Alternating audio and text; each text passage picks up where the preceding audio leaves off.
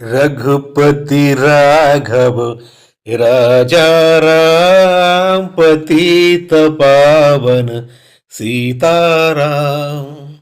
ईश्वर आल्हा तेरो नाम, सबको सन्मति दे भगवान।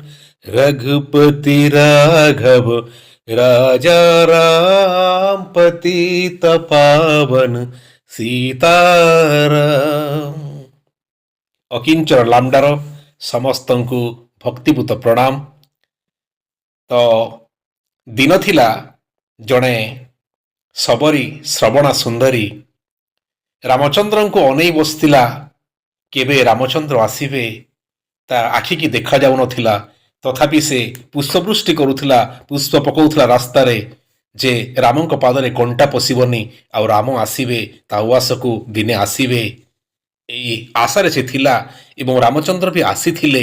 रामचंद्र जन्म पूर्वर से रामचंद्र को अपेक्षा करिथिला। दीर्घ वर्षर आशा तार पूर्ण होइथिला। से रामचंद्र को चर्मचक्षुरे दर्शन करिथिला एवं मुक्तिगामी होइथिला। ठीक सेमती ए कड़ी जुगरे जणे थिले तुलसीदास। तापर जणे बाबा आछंती जो बाबा प्रतिष्ठा कले, प्राण प्रतिष्ठा कले। दीर्घ दिन तांकर इच्छा थिला, तांकर आशा थिला जे राम को से प्राण प्रतिष्ठा करिवे आउ तांको मंदिरटी स्थापना हबो। ताहा मध्य हेला। किंतु आपण माने समस्त अल्प होते जानिथिबे प्राण प्रतिष्ठा परे से बाबांकर प्राण भी चलीगला। ए कड़ी जुगरे भी ईश्वर अछंती तार प्रमाण बहुत जगार हनुमान को लोक माने अनुभव करती। हनुमान को लोक माने प्रत्यक्षरे बा परोक्षरे देखती। आर अनेक नजीर अच्छी। ये तुलसीदास भी ये कली जुगर थिले। एमिति होउछंती प्रभु श्रीराम।